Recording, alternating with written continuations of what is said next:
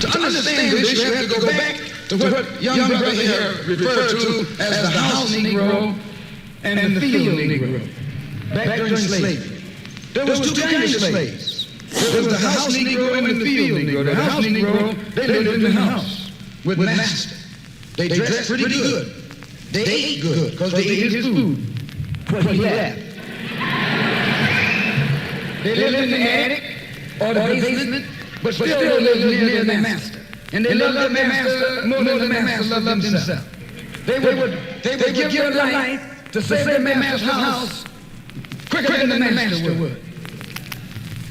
The house Negro, if the master says, we got a good house here, the house Negro says, yeah, we got a good house here. Whenever the master says, we say we. That's how you tell a house Negro.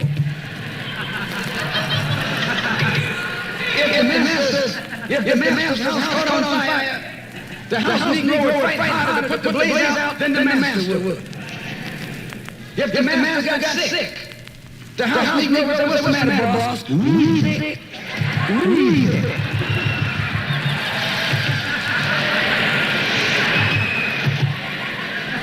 He identified himself with his master more than his master identified with himself. And if he came to the house Negro and said, let's run away, let's escape, let's separate, that house Negro would look at you and say, man, you crazy. What you mean separate? Where is there a better house than this? Where can I wear better clothes than this? Where can I eat better food than this? That was that house Negro. In those days, he was called a house nigger. And that's what we call him today, because we still got some house niggas running around here.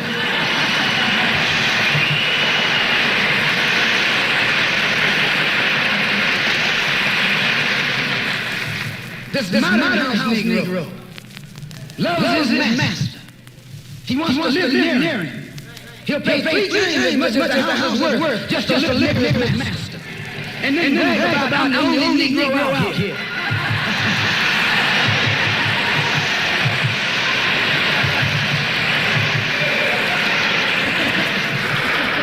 I'm the only one on my job. I'm the only one in this school who knows nothing about a house Negro. And if someone comes to you right now and says, let's separate, you say the same thing that the house Negro said on the plantation. What you mean separate? From America? This good white man?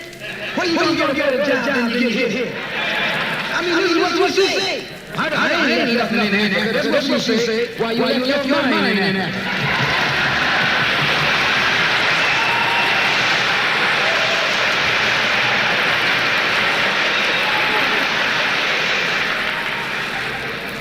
On that same plantation, there was the field Negro. The field Negro, those were the masses. There was always more Negroes in the field than there was Negroes in the house. The Negro in the field caught hell. He ate leftovers. In the house, high up on the hole. The Negro in the field get nothing but what was left of the insides of the hole. They call them chitlins nowadays. In those days, they call them what they were, guts. That's what you were, a gut eater. And some of you all still gut eaters.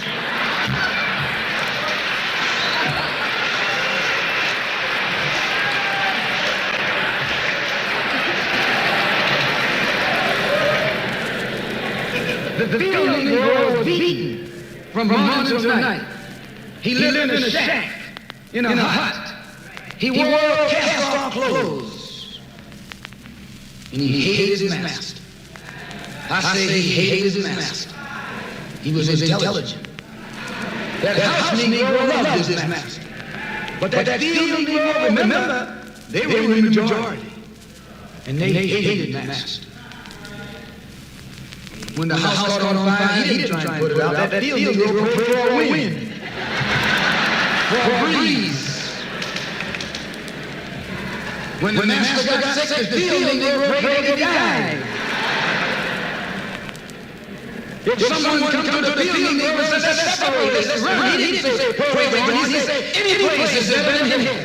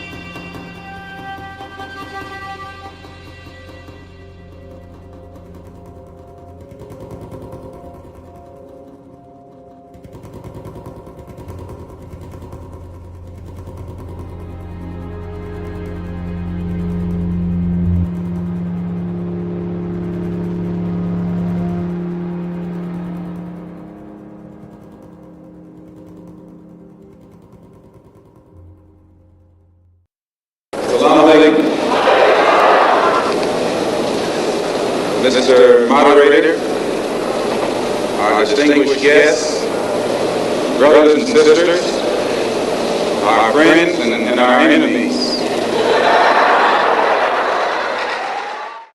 Ladies and gentlemen, we are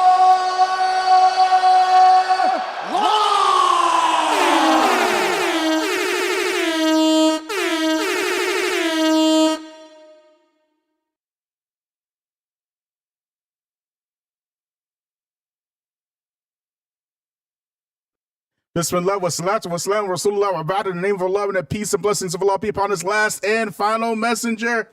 Family, friends, foes, haters, and hatettes.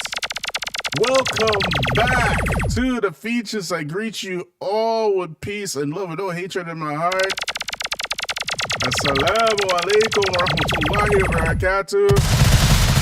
So before we begin, please like, please subscribe, and please share. As you know, we got a hell of a lot of haters up in this piece, family.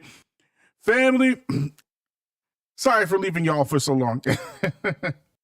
Sorry about that. I had some stuff to handle, but I am back like crack, family. Like, subscribe, share, hit me up on Patreon. And today's topic is something that I wanted to be talking about for a while. And alhamdulillah, my wife, she got me some material so I could talk about this particular topic. But this topic right now that we're talking about is probably one of the most important subjects that we got to understand in these times that we're living in right now, particularly with protests popping all over the place. Now, my personal position on protesting, as y'all know, is, I don't particularly agree with protesting as a strategy for, political advancement or whatnot. But it doesn't necessarily mean that I'm against protesters per se. It's just that for me, I don't agree with it as a strategy.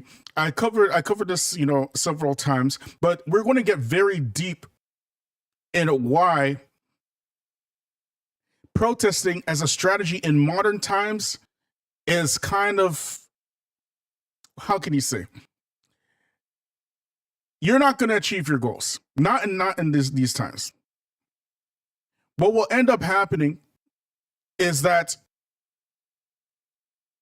the powers that shouldn't be, they will essentially make it look and seem like you're accomplishing something, but they will do a bait and switch in order to carry out what their particular agenda is. And we're going to get into some very important history behind that. So before we begin, family, the first thing that I want y'all to understand is that in an effort to preempt any type of dissent against apartheid regimes, more particularly in our time, Israel, anti-BDS, that is to say, anti-BDS laws, that is to say, boycott, divestment, and sanctions, have been implemented as a penalizing apparatus against protesters. And this, in my opinion, is kind of like a foundational point in why protesting energy should be put into other things that are not protesting. If you look at those very same powers that shouldn't be, who enable the anti-BDS laws against, that is to say, boycott, divestment, and sanctions, these are the same folks that are controlling the laws that have y'all, running buck wild all over the world. Y'all hearing me? So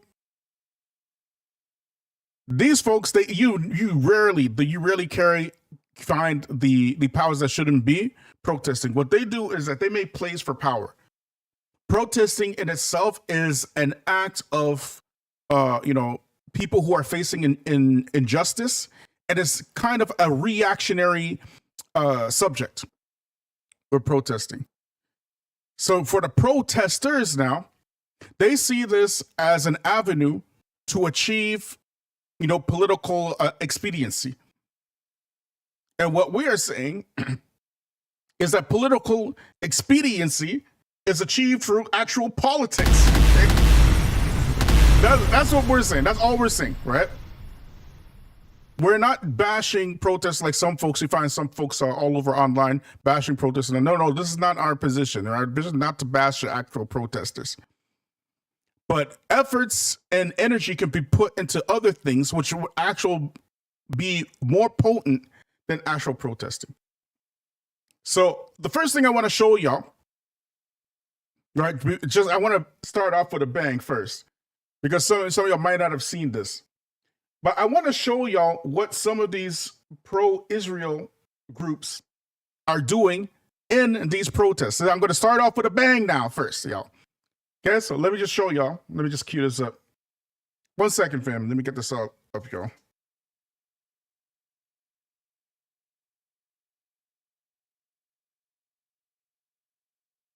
All right.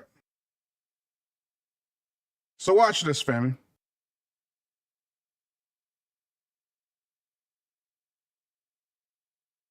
So an Al Jazeera documentary has released footage, and it is shocking. The footage shows undercover protesters who were paid £50,000 to join pro-Palestine marches to make student protesters look bad. Now, we have a clip of one of the fake protesters explaining their role from a secret recording. The protest. I know it's only a few seconds. I know I talk too much. But we say this all the time, y'all. We say that protests are prone to be infiltrated. This has been a playbook since the civil rights era. And now you have a pro-Israel alleged groups paying $50,000 to protesters to go to protest in pro-Palestine protests with the expressed goal of getting these protests shut down. You get me? So let's watch, y'all. Are on a fellowship program run by a conservative think tank called the Hoover Institution. This is actually the first foot soldier activity that I think it's been important to do. It was basically just like Noah Pollock coming and being like, look, there are these jihadis who basically support suicide bombing, and they're at a campus, and you have to stop them. So a chance to shout at Arabs? As we're leaving, we mentioned to our boss yesterday that we're going. She's like, oh yeah, that's mandatory. You need to go. Do you know what my worst nightmare is? I'm actually not kidding. It's a photo of Dion and I together.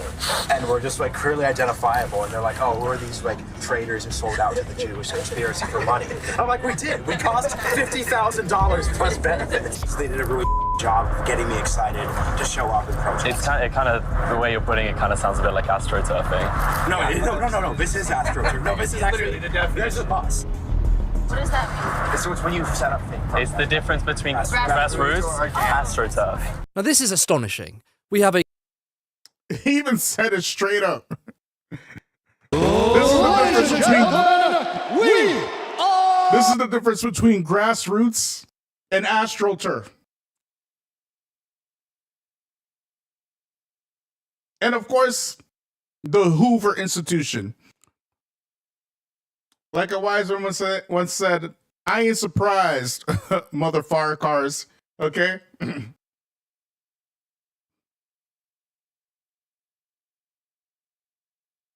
But this is what's going on right now. And this is what's happening in the U.S. with the student protests at universities, right? They're paying like absurd amounts of money to have provocateurs go to these protests to get these protests shut down. That's what you're competing against with your protest. And as for those of y'all who know about the story of the Pied Piper, there's a saying that goes, it's an old saying, whoever pays the piper names the tune. Selling out is lucrative. Selling out makes a lot of money.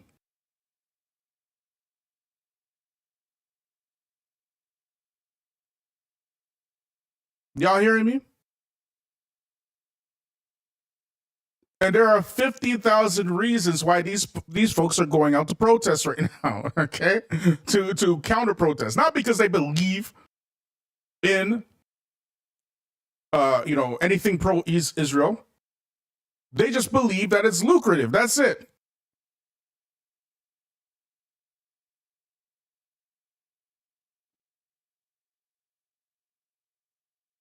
But I digress. Let's watch this other part. 1 second, y'all. Let me just cue this up. Let's watch this now. Can't categorically say that it's a fact, but I at all would not be surprised if it was true. Now, I want to show you another clip from the same documentary where these protesters are given strict orders. If you do happen to speak with any reporters, just stay on message. And what is that message? SJP is a hate group. BDS is a hate movement. The only other thing you probably want to mention is that SJP endorses violence, terrorism, things like that. And you guys are going to be great. Hey, SJP, what do you think of this? You're great. Resistance.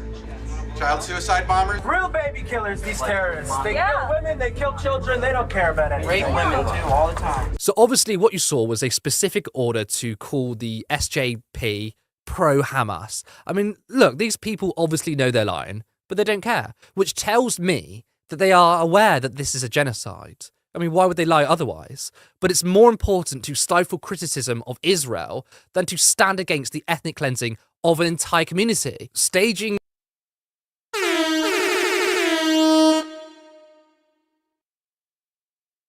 So when your enemy has clearly shown their hand, just treat them as an enemy. You can't basically reach a negotiation with somebody who is hell-bent on destroying you. There are no negotiations after that. That's your enemy.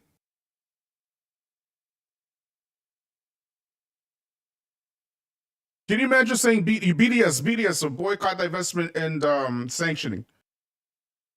Who else amongst YouTube, Muslim YouTube, has a problem with boycott, divestment, and sanctioning? Do y'all know who else has a problem with that? Mind you, in the beginning of this, it was the Hoover Institution that was funding this. Hoover Institution is a right-wing think tank.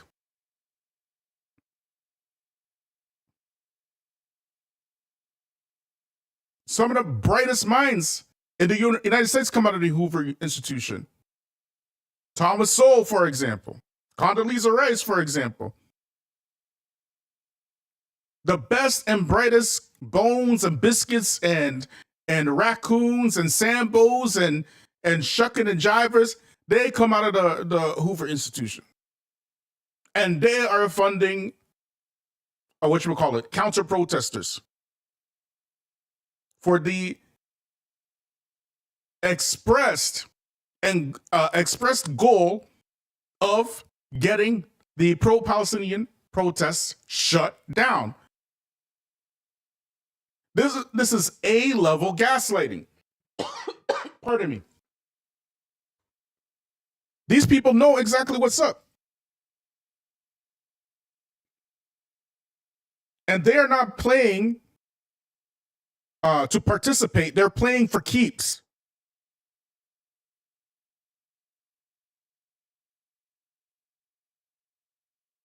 And there are no shortage of sellouts and biscuits that are willing to sell their soul for, a pound and a shekel to suddenly become pro-Israel. And not only that, it's actually happening all over YouTube and social media. Social media influencers are being approached to be, pro-Israel. They're getting paid a lot of money by these groups to be pro-Israel all of a sudden. AIPAC is just throwing money away right now to politicians to be pro-Israel. But I digress.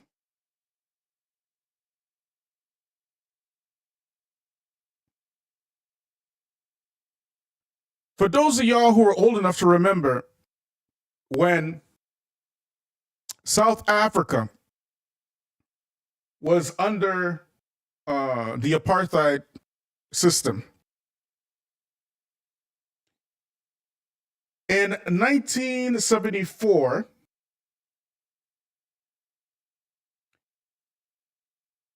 there was a United Nations vote in order to have the Security Council bring a resolution to expel South Africa from the United Nations. And there were 3 countries who vetoed the expelling of South Africa from the United Nations. Y'all know who these countries are? Somebody put in the chat who you think these countries are. These 3 countries that vetoed the expelling of South Africa from the United Nations. Just take a guess, family. Take a guess. Who you think it is?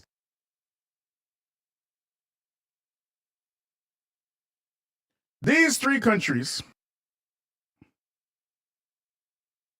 who vetoed this, not only they vetoed it, but they continued an economic and diplomatic relations with South Africa during apartheid. So at that time in 1974, 10 members of the council voted for the resolution. 2 others abstained, but the vetoes were cast by Britain, France, and of course, the United States. Who is really surprised by that? Who is surprised that USA, UK, and France vetoed a resolution to expel South Africa from the United Nations due to their brutal apartheid regime? Ain't nobody surprised. Because they themselves benefited from apartheid. And they continue to benefit off the oppression of the darker skinned peoples of the earth. So it's only fitting that the same players in the United States, rather, who was vetoing way back in 1974, vetoing way back, I believe, in 1984 as well, if I'm not mistaken, in favor of South Africa, the same country that is vetoing for Israel. Who's surprised? And yet you have folks all over Muslim YouTube talking about CRT is a Marxist and stuff. In 1986, rather. In 1986, wasn't 1980 and 85. It was 1986. It was 1986 that the USA and Britain, they blocked sanctions when the whole world, who's old enough to remember what was going on at that time in 1986 about South Africa? The entire world was talking about end apartheid in South Africa. The whole world was talking about economic sanctions against South Africa. Here come USA and Britain coming to save the day for South Africa again.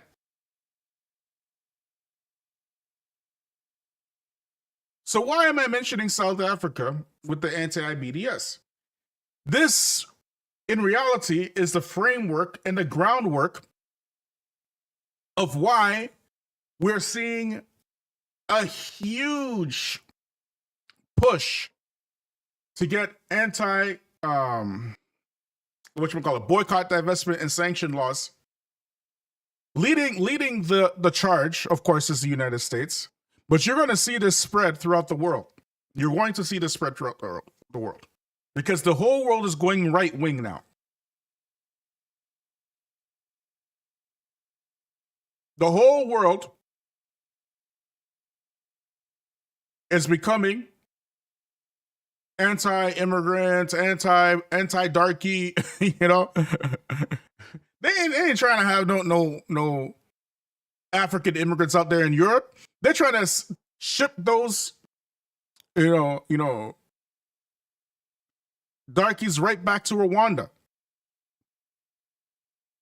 This is what's going on right now as we speak.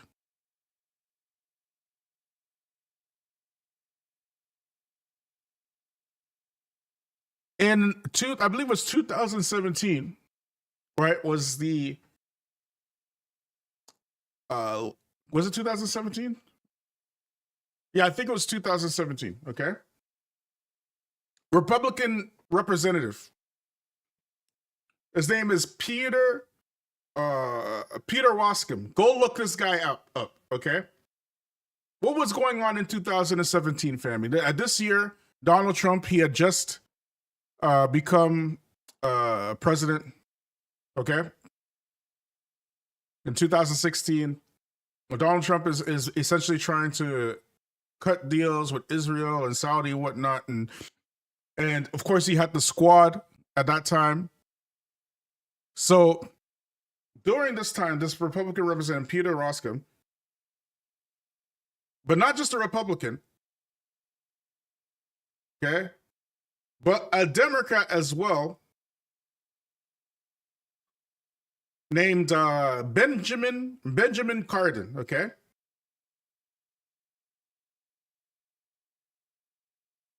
They used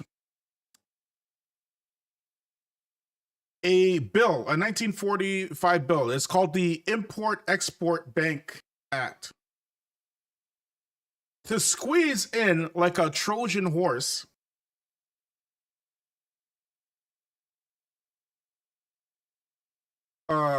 what you call it, legislation that made it illegal. Who remembers this? That made it illegal for U.S. citizens to support boycotts in Israel. How many of y'all remember that?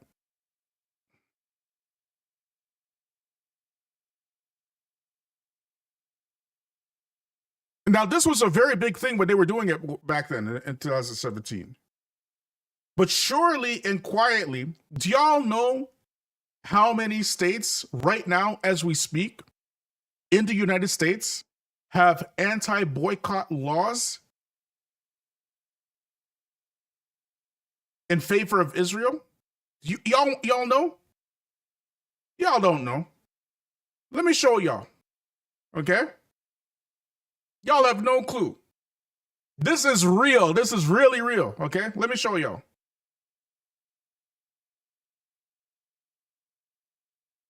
This is as of November 2023. So November 2023 is after October 7th, correct? It is after October 7th. The states in purple, those are the states that have passed anti-boycott laws against Israel. Meaning that if you boycott Israel, you can be fined up into $250,000 and even jailed. Y'all hearing me? These are God's people, family. These are God's children doing this.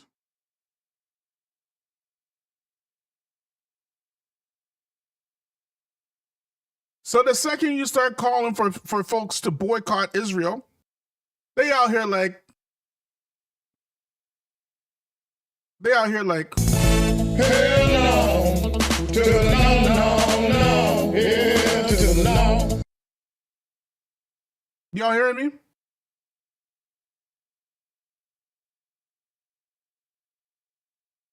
That's what they like, man.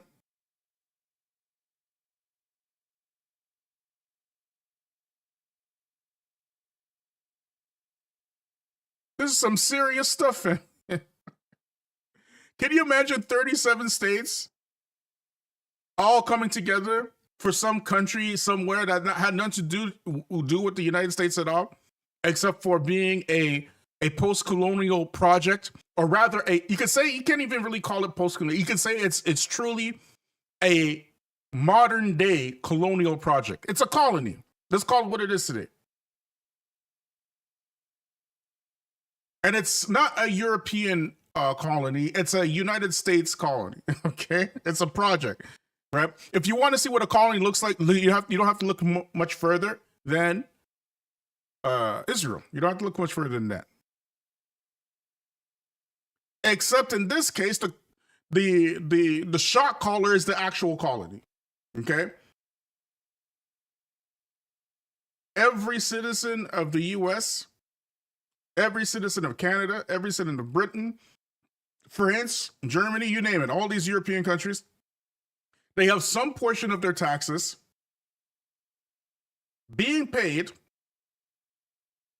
by force, mind you. They're obligated to pay these taxes in order to support Israel.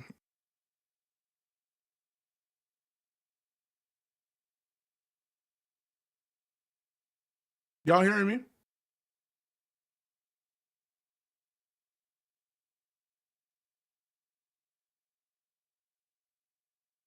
So look at here.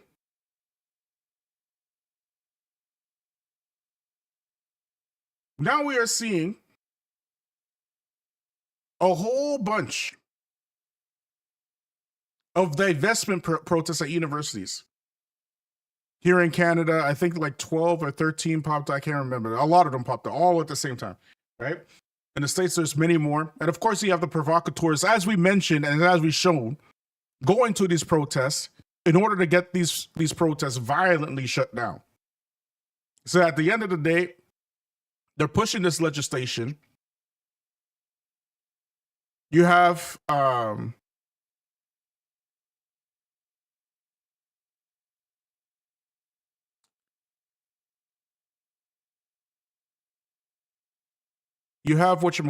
What was I going to say? Oh, man, I just lost my train of thought. Oh, you have the United States, if they call out Israel for genocide, if they say, yes, this is a genocide, then, of course, they are accomplices in genocide. So they will never, ever admit this is a genocide. You're talking about some real wicked, evil people. God's children here, family. These folks, the wickedness of these people is like, it's unimaginable.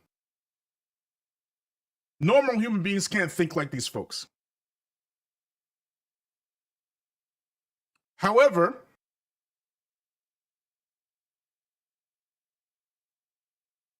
it doesn't prevent them for going all out for a genocide state. Let me show y'all something.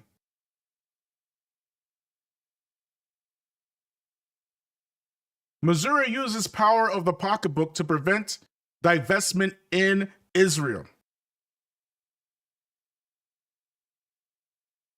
What did we just say, family?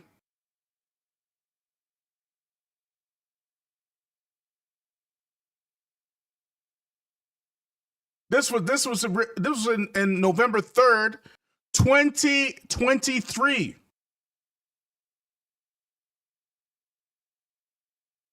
Y'all hearing me? 2023 they did this.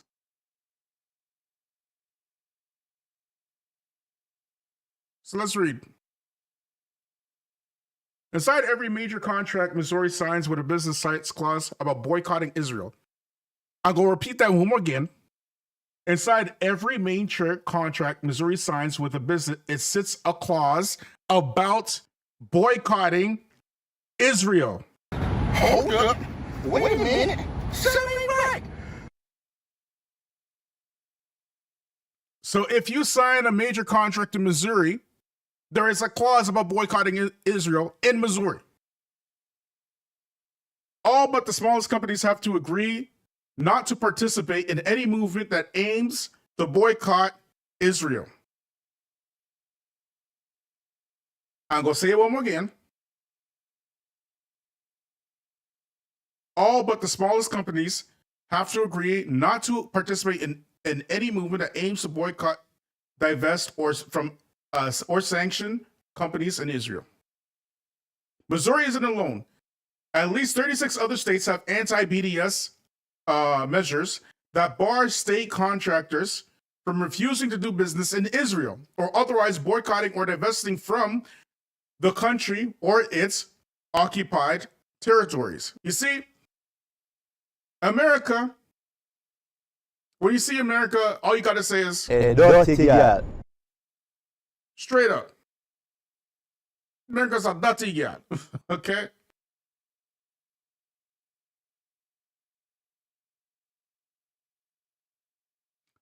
So what is this telling you, family? You see, what the enemy wants is they want to leverage your economic freedom with the destiny of Israel directly. They're so desperate to have this Israeli project work, to have a piece of Europe in the middle of the in the middle of the Arab world, to extract the resources, not just from the Arab world, but from Africa itself.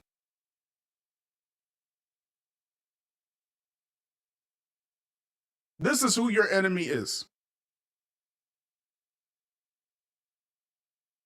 As states started passing anti-BDS legislation in 2015, the laws drew protests from the First Amendment advocates. Yeah, because according to, the white man's constitution, okay, it's illegal, right? You can't do that. You can't tell people who they can and can't protest. Imagine making laws to protect the oppressor. But who really surprised? They argue that protesting is protected by the U.S. Constitution, and some court challenges judges agreed. So the states scaled back the reach of their anti-BDS laws. After at least 2 years of efforts of scaling back its laws, Missouri passed its version of legislation 2020. Since then, the movement, once restricted to boycotts of Israel, has expanded to other environmental, social, governance, ESG, environmental, social, or social or governance measures, as Missouri has pioneered, and other states look to follow similar expansion. Family,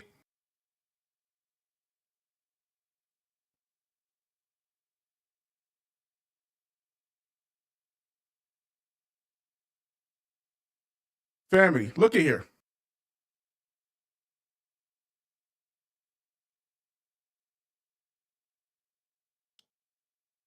Malcolm X, he said famously that the enemy, if you listen to the media, the enemy's media, they will have you believing that the oppressor is the oppressed and the oppressed is the oppressor. They will have you believing all that stuff, which is the situation we have today. And, may Allah fight all of these Muslim YouTubers and Muslim media moguls who are shamelessly walking with and standing on the side of white supremacists. May Allah fight them. Ameen. May Allah expose all of them. Ameen. May Allah humiliate all of them. Ameen. Because it's these very same white supremacists that they love so much that are making these laws. It's the same folks. They are out here inviting them to their platforms, talking about we are discussing.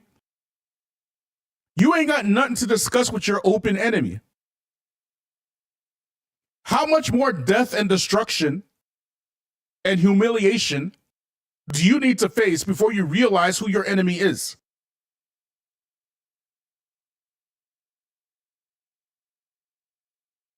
See one the other day, another one. The other day, whatchamacallit?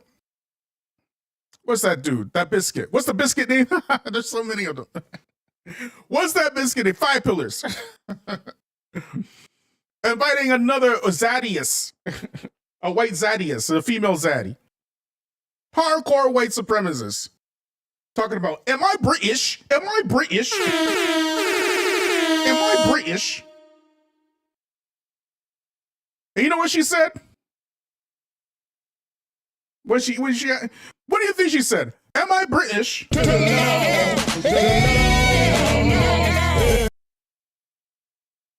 Yeah, come on, family.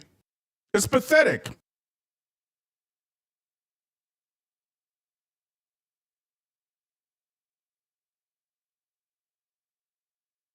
These folks don't have no morals, no, they don't have a word that they keep. You're talking about the wickedest people in human history. And their descendants, you're trying to,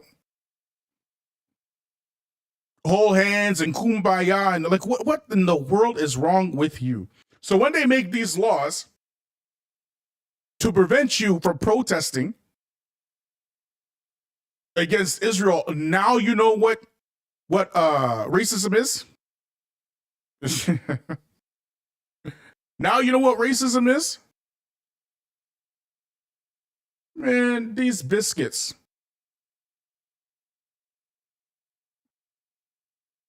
Like I said, there are no shortage of people who will sell their souls for a shilling and pence.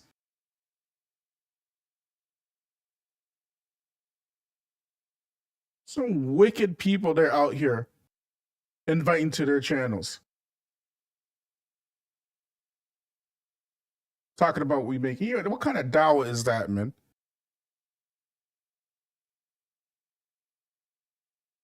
But I digress.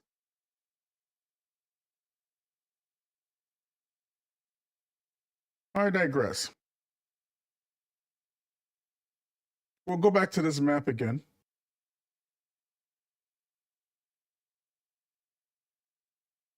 I want to show y'all this map one more again. 1 second, okay?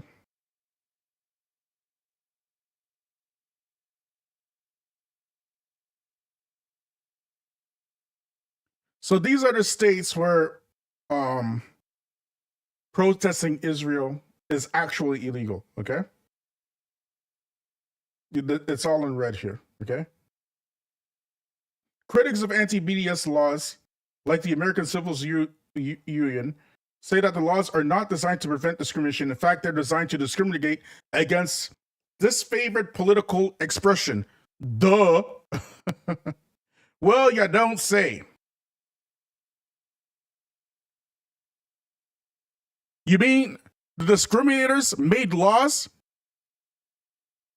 to foster and cultivate discrimination? The shock, the horror. I am just totally stunned.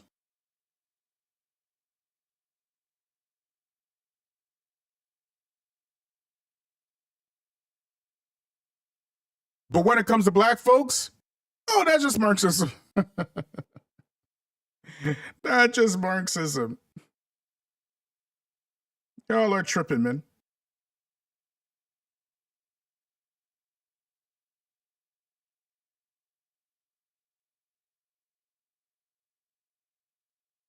One second, family. Let me just put this up here. So that's just in the States, family, right?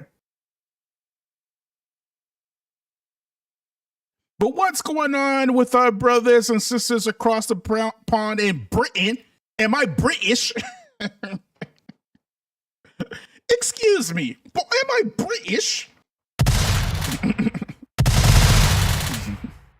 Tetley tea, fish and chips.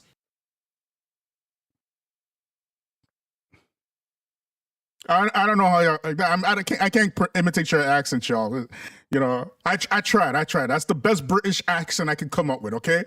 Don't hate me because you hate me, okay? I'm sorry, man. I walk every week. Silly wannabe vanilly dilly asking, am I British? Am I British to some white supremacist somewhere? Every week you gotta ask that question. Anyways, sorry, family. Look here. What's going on in Britain? Y'all want to see? Look at your family.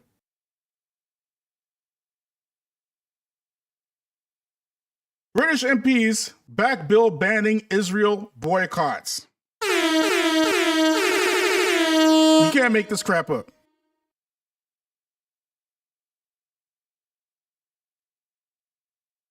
You cannot make this crap up.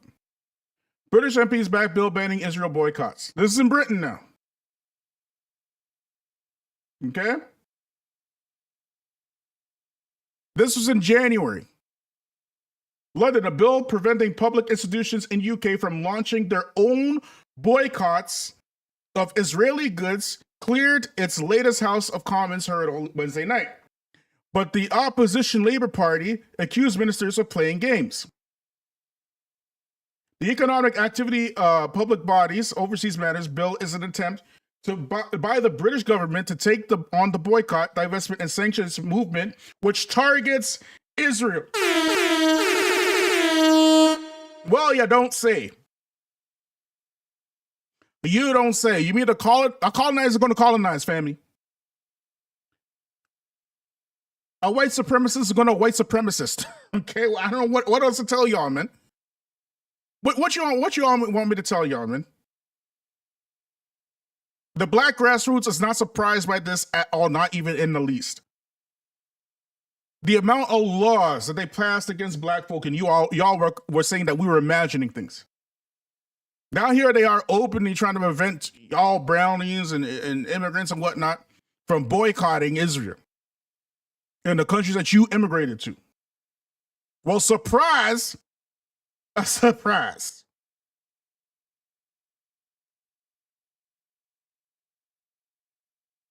Let's keep reading.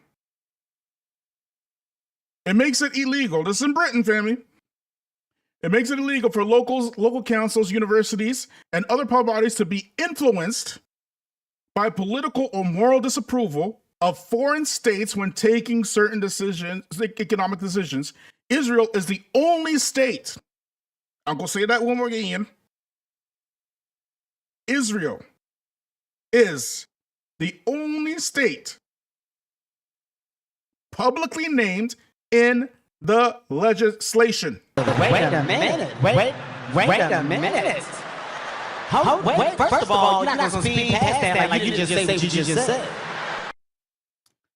Alongside the occupied Palestinian territories.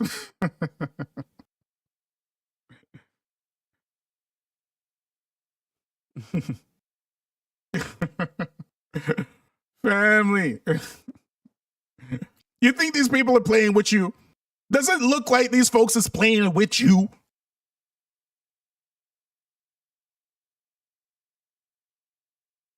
Are these the folks running around with picket signs and tents and sit-ins and walk-ins and run-ins and are these the same folks?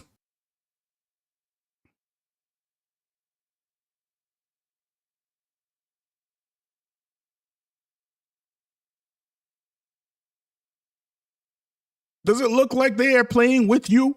They ain't playing no games.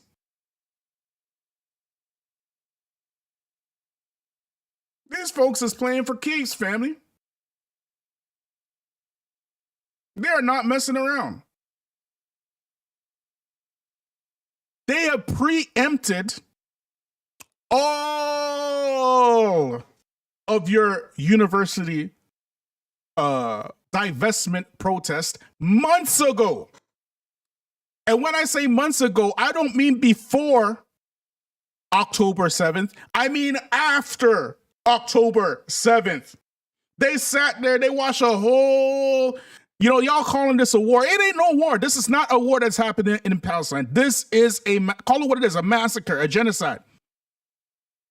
A war necessitates two fighting parties. There is only one slaughtering party here. This is not a war.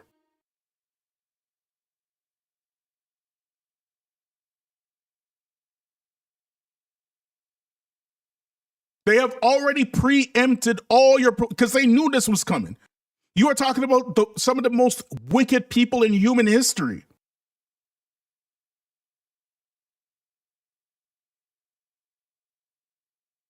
And y'all thinking that you're going to just convince them, Let's have a sit. Let's talk about the situation like they don't know what's going on. Of course they know.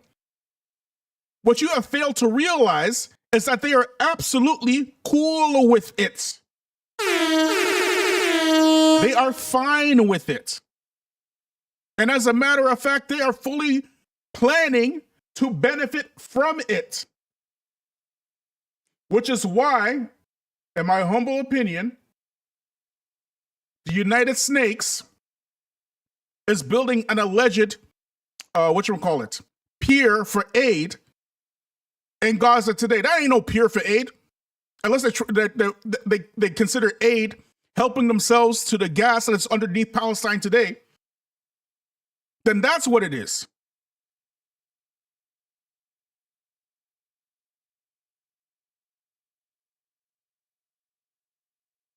Y'all must be tripping.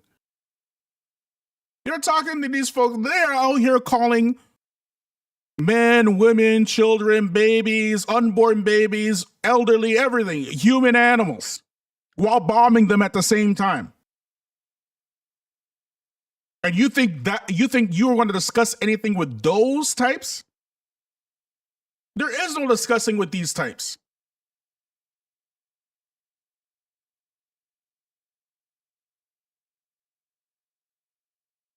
There is no conversation with these types.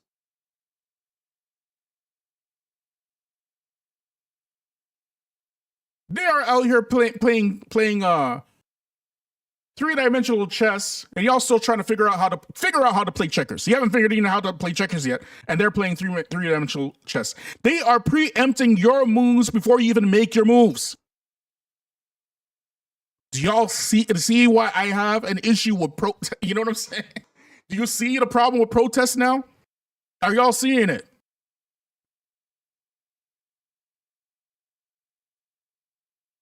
It's not because I have a problem with the protesters. Don't get it twisted.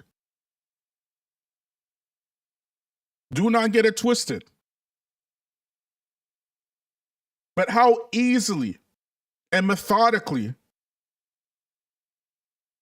are protests co-opted, especially in 2024. There ain't no protests they haven't seen. They've seen it all already. They planned to make the laws before you even got to the universities. And they made the laws before you got to the universities. Y'all must be tripping.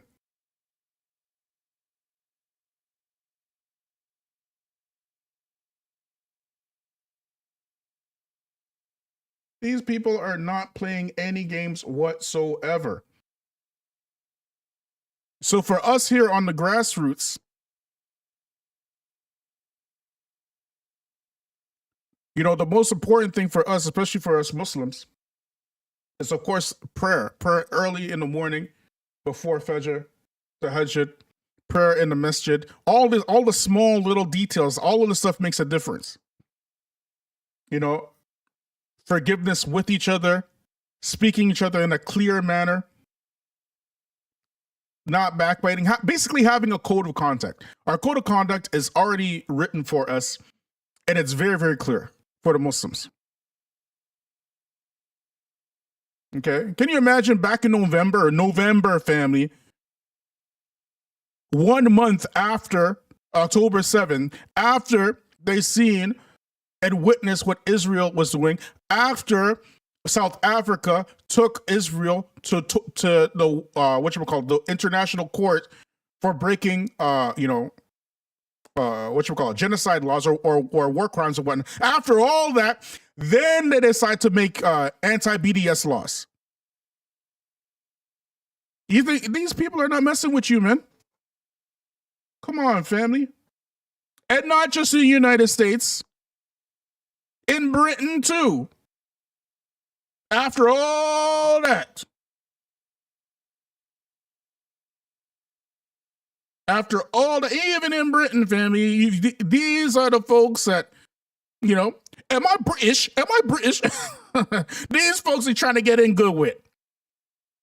What do you mean I'm not British? My grandfather, he fought in World War II.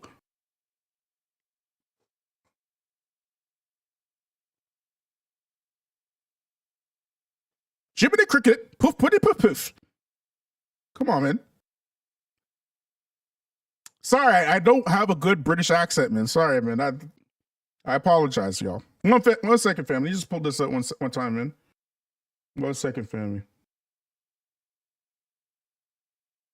Yeah, some of y'all are just ridiculous. It's like, how can you not know? Like, they're even telling you.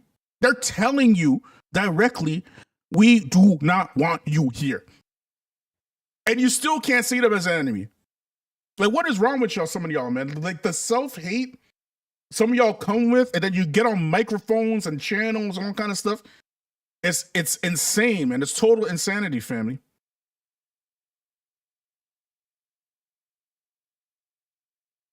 One second, y'all.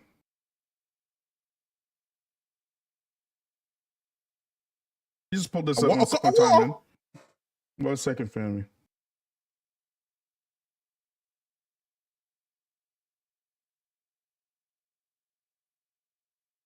Let me try to get this thing on here.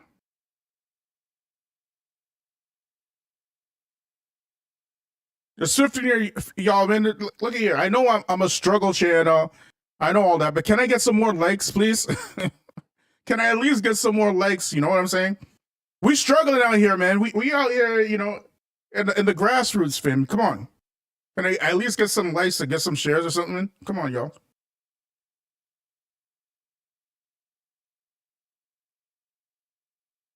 Let me get this up.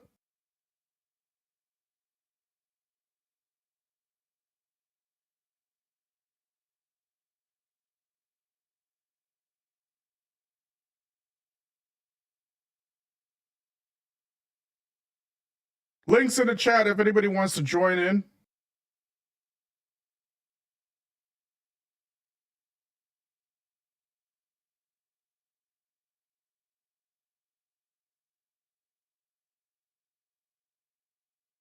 One second, y'all. Like, subscribe, share, hit me up on Patreon.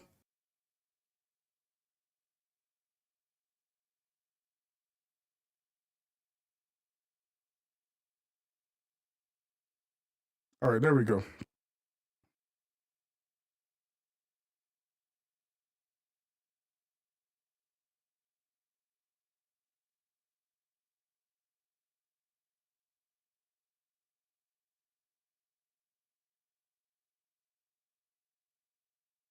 Let's see here. Where's that? All right. I want to give salam to some of the family first before we continue. Salam alaikum to Sister Tika, Sister Brother Bilal. Who else? We got Bashira. Salam alaikum. What else we got here? Tawheed Ummah, what's going on, bro? Family, what's going on? Salam alaikum. Rahmatullahi barakatuh, brother Tawheed Ummah. Salam alaikum. Abdullah Muzaffar. Alaikum salam rahmatullahi barakatuh.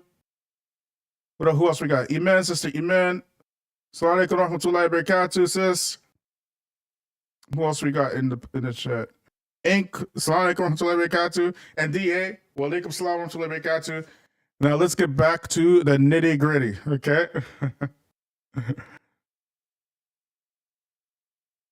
One second, family. So let's go over here.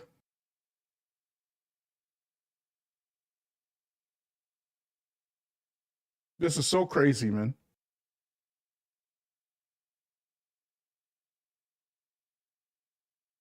You know, in the art of war,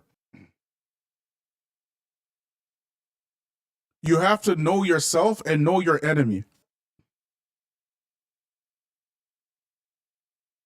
There's one thing you don't know yourself, and then you fight. You might win some, you might lose some. There's one thing you don't know the enemy. You might win some, you might lose some. Right? But in the art of war, you have to know yourself and know your enemy, and then you will never lose. But how are you going to go, you know, act like you're representing some folks? You don't know yourself, and you don't know your enemy. Talk about you fighting. Like, what in the hell is going on up in this piece, bro? Y'all can't be serious, man.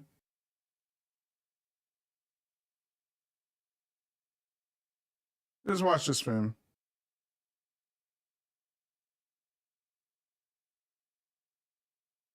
1 second. Let me just cue this up.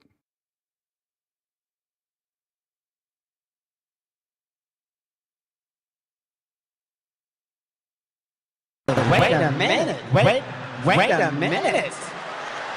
Wait, first of all, you're not going to speed past that like you just say what you just said. My bad. 1 second. Where is that? Here we go. Affect change. If as an investor you withdraw your capital, you then don't have the ability to engage, you don't have the ability to push for change, and other capital will come in that either doesn't care about the issue or, you know, will sort of actively encourages it. Even though universities keep saying no to divestment, many have historically said yes. A lot of these divestment protests for students in America and in Canada and around the world right now are hearkening back to 30 years ago. U1T, divest now! U1T, divest! We mentioned this already.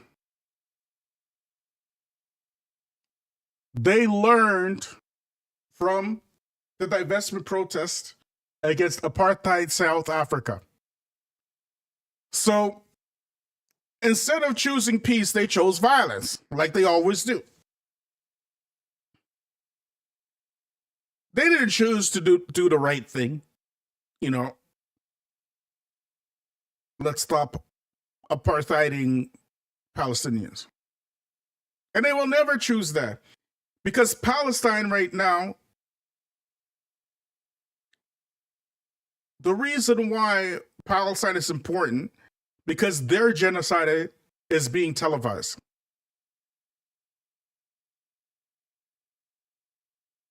The Uyghur genocide wasn't televised. The Rohingya genocide wasn't televised. What's going on in the Congo isn't televised. The slavery that's happening in Libya isn't televised. The Rwandan genocide wasn't televised. This one right here is on full display of the world. Even the Sudan genocide isn't televised. It's happening right now.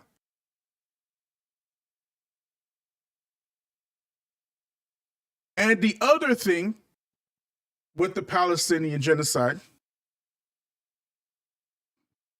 is that it's going to touch more people because these folks ain't black. They're not Africans.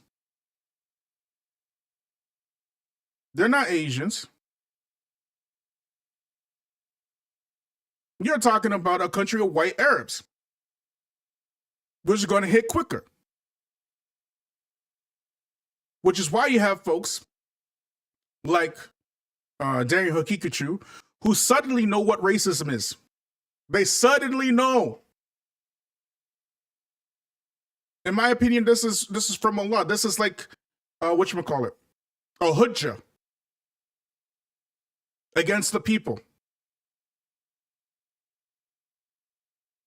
Because now you know what racism is. Now you know what colonization is. Now you know what apartheid is. You didn't know what it was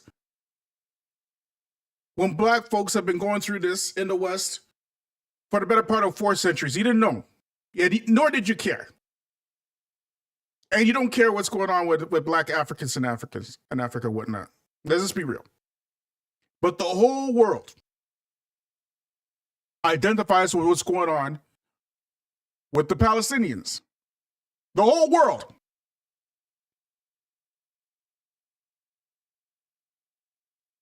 And now, instead of ending the wicked apartheid state, they bolster it. They aid it. They help it.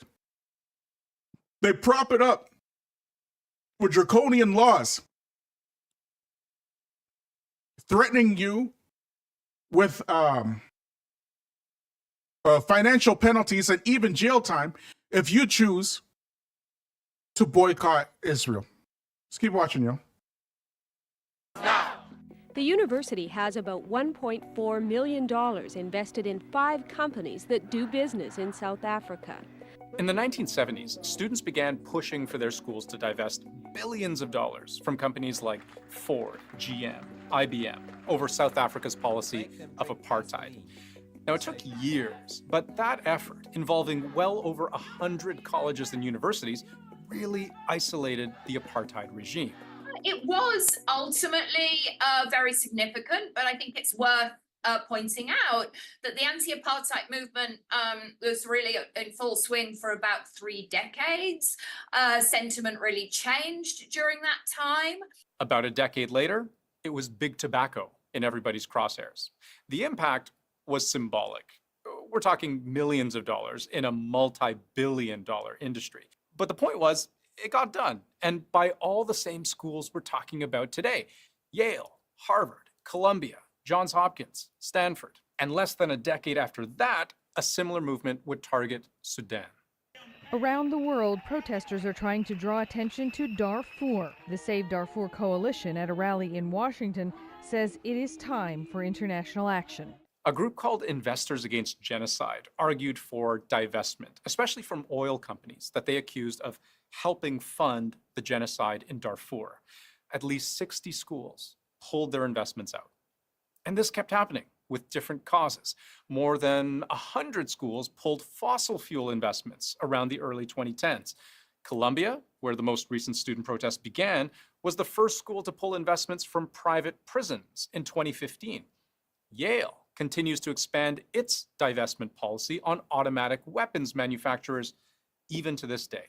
And let's be clear, in 2024, there are some universities that are at least willing to entertain the idea of divesting from any Israel-connected holdings. Portland State agreed to pause its relationship with Boeing, which we know more for making civilian planes, but they sell military aircraft to Israel as well. Northwestern University and the University of Minnesota struck deals with students to clear camps in exchange for a commitment to discuss the idea of divestment. And Brown University promised to hold a vote on divesting from companies connected to Israel's military. Other universities like Columbia have tried to strike a middle ground, saying, no, we won't divest, but we can make more investments in health and education in Gaza, for example. But then there's the overwhelming majority of schools who've held their ground, refusing to divest.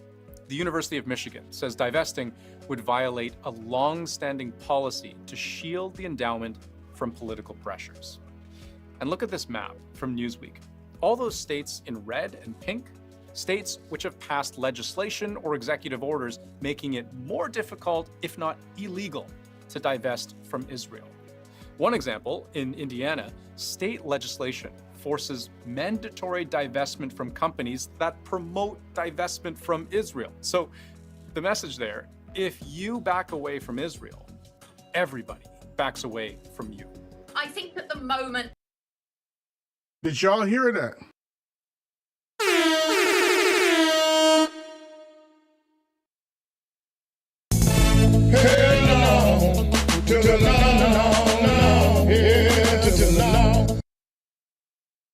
Did y'all get the message?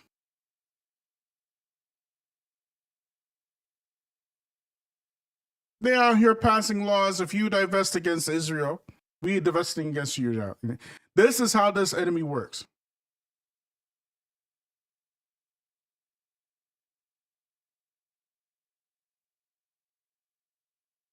They are not messing around. They are playing for keeps.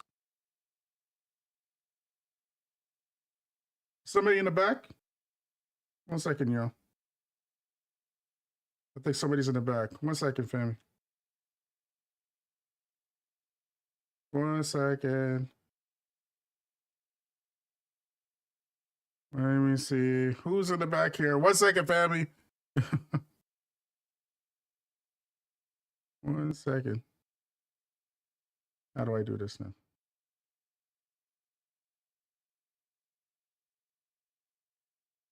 Who's in the back here?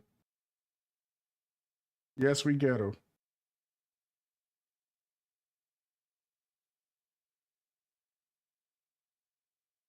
Who's back here? I got a guess, family. I'm trying to figure this out. 1 second.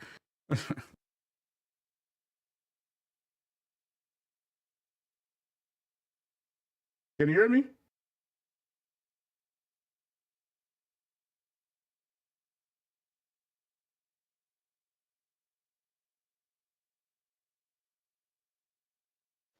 Let me see if I get you in here. Get this.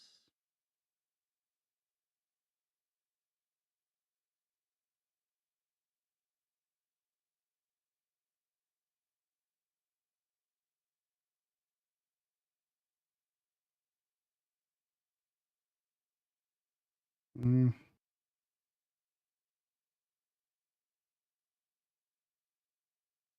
How can I do this? What the heck? I am so ghetto. I'm so hood, family. I'm still hood. 1 second.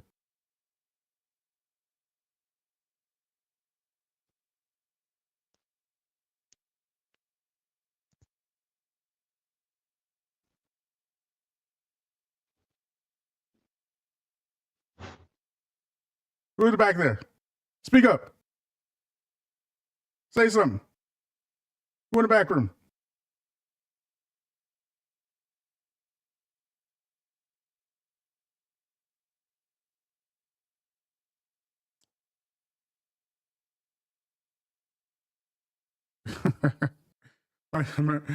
Sister Tika says I'm not ghetto, I'm just slow. 1 second, man. How do I do this?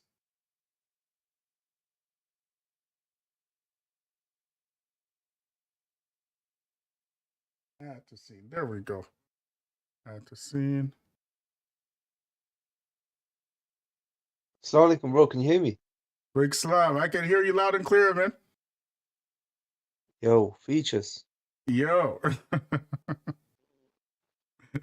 What is going on, bro? Can y'all hear him?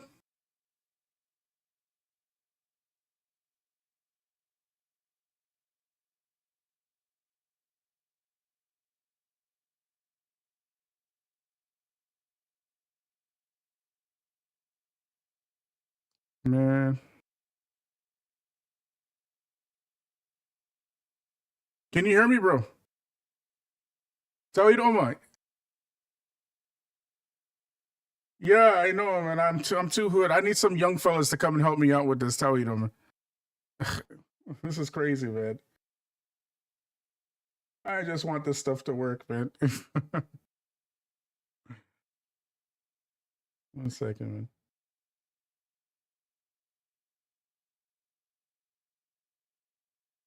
How many people's are back here? There's one.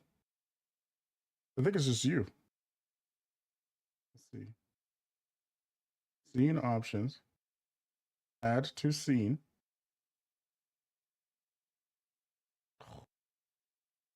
It's like I'm building the ship while I'm talking, man. This is so Assalamu alaikum. hood. Yeah, bro. I Go can ahead. hear me and you through the YouTube, but you're not coming through on this app. So you can hear me through YouTube? Can y'all hear the brother on So YouTube? yeah, you gotta fix that, bro. There was someone else here There is? Okay, 1 as second. well. 1 second. I think she's left. Did she go? What the heck? Hold on. Yeah, I gotta get these big. I'm gonna have to look for some volunteers maybe tonight to help me with this family, right? To try to get these guests on, man. So if anybody wants to volunteer with me after Maghrib, just hit me up on my Telegram or my WhatsApp, inshallah, so we can get the guest situation figured out, man. Right? But I apologize to our Tawheed Ummah, man. I'm telling you, I'm just an old dude trying to do this stuff, man. All right. But family, I'm about to bounce. Okay, we will see y'all tomorrow, inshallah. Anybody wants to help me after Maghrib? Maghrib at our time is around, it's close to 8:30, so about 45 minutes, inshallah. If y'all want to help me, just hit me up on my Telegram or my WhatsApp, inshallah. Right? And we will see y'all tomorrow, inshallah. And don't forget, family, Free the land, free the land, free the land. Sonic, come on, to